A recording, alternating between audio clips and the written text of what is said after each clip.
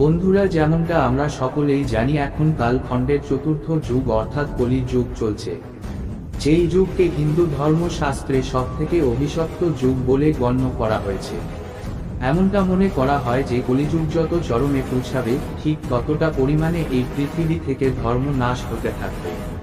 আর কলিযুগের শেষে ভগবান বিষ্ণু কল্কি অবতার ধারণ করে পুনরায় এই মর্ত্যলোকে ধর্ম স্থাপন করবে। বন্ধুরা, আজকে আপনাদের সঙ্গে এই কলি যুগ নিয়েই আলোচনা করব।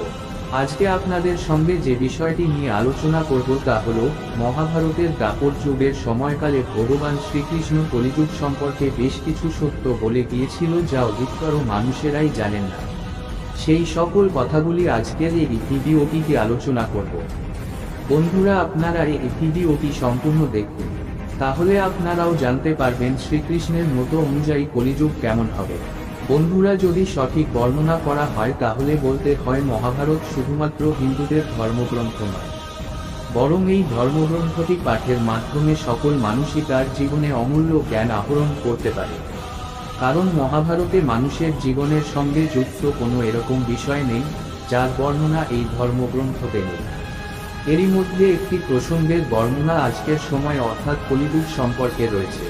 মহাভারতে বর্ণিত কথা অনুযায়ী এই কথাটি সেই সময়কার যখন পাশা খেলায় পঞ্চপাণ্ডবরা সবকিছু হারার পর পঞ্চপাণ্ডবকে বনবাসে যেতে হয়েছিল। যখন পঞ্চপাণ্ডবেরা বনবাসে যাওয়ার পথে অগ্রসর হচ্ছিলেন, তখন তারা শ্রীকৃষ্ণকে বললেন, হে বাসুদেব, পাশা খেলায় সকল কিছু হেরে যাবার পর আমরা পঞ্চপাণ্ডবেরা দ্রৌপদী সহ বনবাসে যাচ্ছি, কিন্তু আমাদের সকলের মনে একটি প্রশ্ন উঠছে, আপনি কি এটি সমাধান করতে পারবেন? পাণ্ডবদের এই সকল কথা শোনার পর শ্রীকৃষ্ণ তাদেরকে বললেন, এটা তো এই বিষয়ের উপর নির্ভর করে যে তোমরা আমার কাছে কি জানতে চাও। তখন যুধিষ্ঠির বললেন, হে কৃষ্ণ, যেমনটা আপনি জানেন দ্বাপর যুগের অন্তিমকাল খুবই নিকটে এসে গিয়েছে, কৃপা করে আমাদের বলুন, আসতে চলা এর পরবর্তী যুগ অর্থাৎ কলিযুগের প্রকৃতি কেমন হবে, আর এই যুগের মানুষেরা কেমন হবে। এই প্রশ্নের উত্তরের জন্য ভগবান শ্রীকৃষ্ণ 5 পাণ্ডবকে বললেন, বনের 5টি দিকে তোমরা 5 জন ভিন্ন ভিন্ন অভিমুখে যাত্রা শুরু করো এবং ভিন্ন ভিন্ন অভিমুখে যাত্রা করার পর প্রথম যে ঘটনাটি তোমরা লক্ষ্য করবে সেটি আমার কাছে এসে ব্যক্ত করো। পরমেশ্বর ভগবান শ্রীকৃষ্ণের কথা অনুযায়ী পঞ্চপাণ্ডবরা জঙ্গলের 5টি অভিমুখে যাত্রা শুরু করে। সবার প্রথমে যুধিষ্ঠির ফিরে এলেন। তিনি শ্রীকৃষ্ণের কাছে একটি অদ্ভুত ঘটনার কথা ব্যক্ত করলেন। তিনি দেখতে পেলেন 2 শুঁড় বিশিষ্ট একটি হাতি জলাশয়ে খেলা করছে। এই ঘটনাটি দেখার পর তিনি শ্রীকৃষ্ণের কাছে এসে সম্পূর্ণ ঘটনাটি ব্যক্ত করেন এবং অদ্ভুত 2 শুঁড় হাতিটির প্রকৃতি সম্পর্কে জানতে চাইলেন শ্রীকৃষ্ণের কাছে। শ্রীকৃষ্ণ তখন বললেন যে কলিযুগে মানুষ হবে ঠিক এইরকম। কলিযুগের বেশিরভাগ মানুষ হবে মিথ্যেবাদী এবং স্বার্থপর। তারা মুখে এক কথা বললেও কর্মক্ষেত্রে সম্পূর্ণ ভিন্ন থাকবে, অর্থাৎ কথা, প্রতিশ্রুতি ও কাজের মধ্যে কোন মিল তাদের থাকবে না। এরপর ভীম ফিরে এসে তার অভিজ্ঞতা ভগবান শ্রীকৃষ্ণকে জানালেন। তিনি বললেন তিনি একটি গরুকে তার বাছুরকে চেটে চেটে আদর করতে দেখেছেন, কিন্তু গরুটি এত পরিমাণে তার বাছুরটিকে চাটছে যে বাছুরটির গায়ের ছাল উঠে রক্তক্ষরণ হচ্ছে। এই ঘটনা ভগবান শ্রীকৃষ্ণ শোনার পর বললেন, কলিযুগে পিতা মাতার তাদের সন্তানের প্রতি অন্ধ ভালোবাসা অস্নেহই সন্তানের ক্ষতির কারণ হয়ে উঠবে।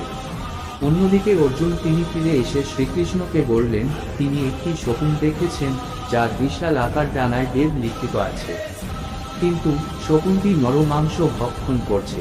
অর্জুন পরমেশ্বর শ্রীকৃষ্ণ ভগবানের কাছে এর কারণ জানতে চান। তখন শ্রীকৃষ্ণ বলেন, কলিযুগে ভণ্ড সাধকের পরিমাণ বৃদ্ধি পাবে, অর্থাৎ দেশে যে সব মানুষই জ্ঞানী হিসাবে স্বীকৃত হবে তাদের বেশিরভাগেরই মনোভাব থাকবে ওই শকুনের মতো। ওপরে ধর্ম সাধকে মোরা জ্ঞানী মানুষগুলি আদতে নিজেরাই হবে ধর্মভ্রষ্ট।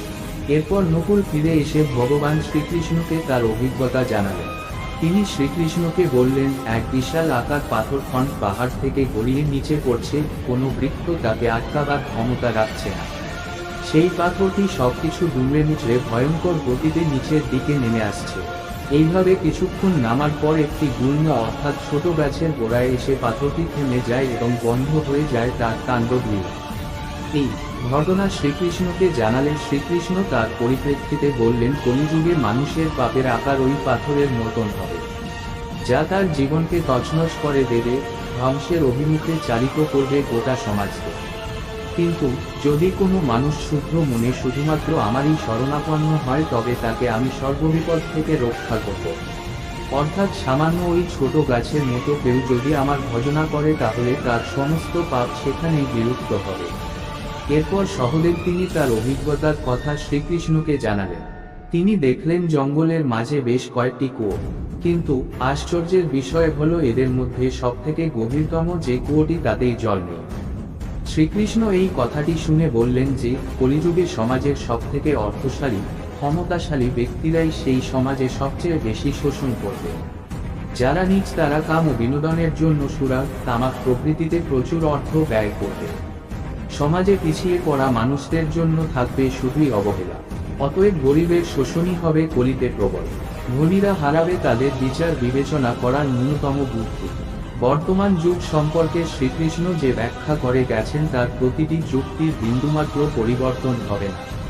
এভাবেই যে আমরা নিজেদের ধ্বংসকে নিজেরাই নিকট থেকে নিকটতম করে তুলেছি, তা বুঝতে অসুবিধা হয় না। তার জ্বলন্ত দৃষ্টান্ত উদাহরণ আমরা আমাদের হাতের কাছেই দেখতে পাই।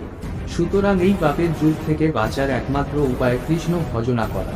একমাত্র কৃষ্ণ নামই পারে আমাদের সঠিক পথে পরিচালিত করতে। প্রত্যহ গীতা পাঠ করুন এবং তারই সঙ্গে কৃষ্ণ মন্ত্রে নিজেকে বিভোর করে রাখুন। অন্তত রোজ একটি বার হলেও কৃষ্ণ মন্ত্র জপ করুন। আশা করি বন্ধুরা, এই ভিডিওটি আপনাদের ভালো লেগেছে। যদি ভালো লেগে থাকে তাহলে একটি লাইক, কমেন্ট আর চ্যানেলটি সাবস্ক্রাইব করবেন। ভালো থাকুন, সুস্থ থাকুন। নমস্কার, ধন্যবাদ। ঈশ্বর আপনার মঙ্গল করুন।